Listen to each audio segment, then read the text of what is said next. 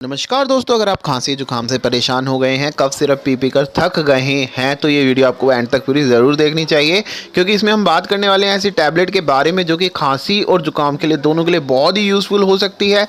इसका नाम है कॉफ क्यू, जो कि सिप्ला का ब्रांड है और बहुत ही अमेजिंग रिजल्ट्स हैं इसके। आप इसको दिन में 3 बार ले सकते हैं, सुबह, दोपहर और शाम को गुनगुने पानी से। और इसके साथ में अगर आप गुनगुना पानी ही अपने शेड्यूल में ऐड करेंगे 1-2 दिन के लिए तो आपको बहुत ही अल्टीमेट रिजल्ट मिलेगा।